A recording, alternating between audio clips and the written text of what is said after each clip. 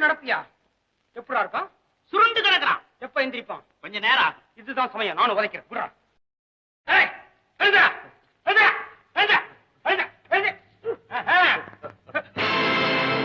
பாவி நீயா? இவனையானா திருடனை போட்டு உதைச்சீங்க? இவன் ஊமடா, பிறவியில் இருந்தே பேச முடியாதவன்டா. இந்த வாயில்லா ஜீவனையா இப்படி போட்டு உதவதான் வைத்திருக்கிறீங்க. ஐயோ ஐயோ, திரும்ப பூ பிடிக்கிறதா வருவான்டா. நான் தாண்டா அனுமதியை கொடுத்திருக்கிறேன். ஊமைங்கிற விவரம் தெரியாதுன்னு. என்னடா சொத்துற சத்தம் சேர்த்து தரையா? இல்லை யாரா சொன்னாவே? ஊமைங்கிற விவரம் தெரியாதுன்னு சொன்னாங்க. விவரம் தெரியலன்னா வாயை பொழந்து பாக்குறதானே தெரியும். டேய், பேச முடிஞ்ச நம்மள காட்டிலும் பேச முடியாத நிலையில் இருக்கிற இவன் எவ்வளவு பெரிய உத்தமன்டா. தட்டிக்கிடா. அவனை போட்டு அடிச்சிட்டீங்களா? ஏப்பா, அடிக்க வர்றாங்கன்னு தான் தெரியுது. ஒரு வார்த்தை, பூஜைக்காக புஷ்பத்தை பறிக்க போறேன்னு சொல்லக்கூடாதா? ஓஹோ, நீதான் ஊமையாச்சே, நீ எப்படி சொல்லுவேன்? ஐயோ, அழுவாதப்பா அழுவாதப்பா. கடவுள் இருக்காரு, அவருக்கு பொழுது போலன்னா இப்படித்தான் உன்ன மாதிரி வாயில்லா ஜீவன்கிட்ட சில சமயத்துல விளையாட ஆரம்பிச்சிருவாரு. வருத்தப்படாதையா, வருத்தப்படாத ராஜா.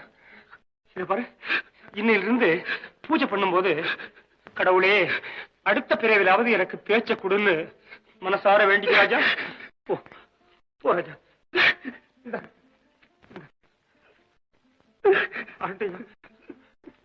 போயிட்டு போயிட்டு. ஊமையை போட்டு இப்படியா உதைக்கிறது? அறிவட்டன் நாயங்களா, பெரிய வீரனுக்கு விடுங்க. ஏமாளி கோமாளி இடிச்சு வாயில கரைச்சா பிடிச்சி உதைப்பீங்கடா. உண்மையான திருடனை கோட்டை விட்டுருங்க. உண்மையான திருடான்னு தெரிஞ்சா விடுவாமா? உதவதன்னு உதப்பான்.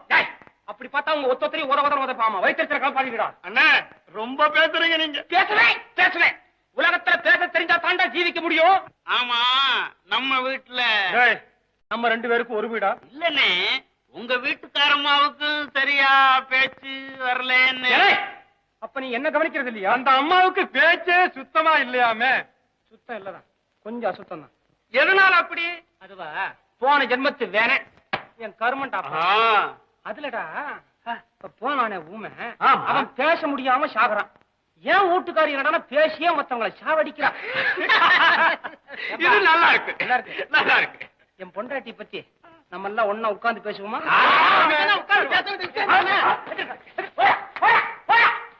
என் பொண்டாட்டி பத்தி உட்கார்ந்து பேசுறாங்க.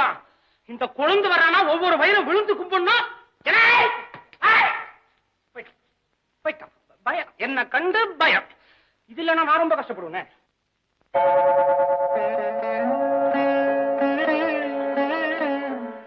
எங்கே இந்த வித்யாபதியை இன்னும் காணும்? இத்தனை நேரம் கழித்து ஒரு நாளும் வந்ததில்லையே.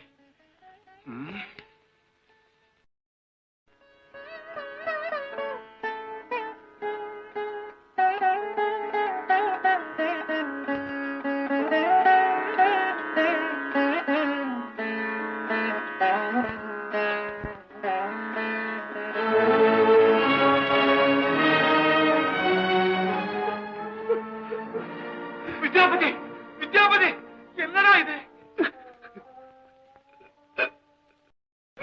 யார் உன்னை இந்த நிலைக்கு ஆளாக்கினார்கள்? ஆண்டவா, வாய் பேச தெரியாதவனுக்கு வாழ்க்கையில் வரும் இன்னல்கள் எத்தனை எத்தனை! கடவுளை, தவம் கடந்து வேண்டியதற்கு ஒரு ஆண் பிள்ளையை கொடுத்து அவனை பேச முடியாதபடி ஊமையாக்கி விட்டாய். பரம்பரை பரம்பரையாக என் முன்னோர்கள் முதல் என் வரையில் பகவானை கோவிலில் பாடி தொண்டு செய்யும் பணியை ஏற்றிருந்தோம். என்னோடு அதுவும் நின்று விடப் போகிறது. வித்யாபதி, அதிர்ஷ்டக்கட்டையான பிள்ளையப்பா நீ, அதிர்ஷ்டக்கட்டையான பிள்ளை. அழாதப்பா, அழாதே. உன் தாய் இருந்தாலாவது நான் வெளியே செல்லும் நேரத்தில் உன்னை பத்திரமாக பாதுகாத்துக் கொள்ளும். என்ன செய்வது? பிறந்த பிள்ளை ஊமை என்று தெரிந்ததும் அந்த சோகத்தில் அவள் இந்த உலகத்தை விட்டே பிரிந்து விட்டாள்.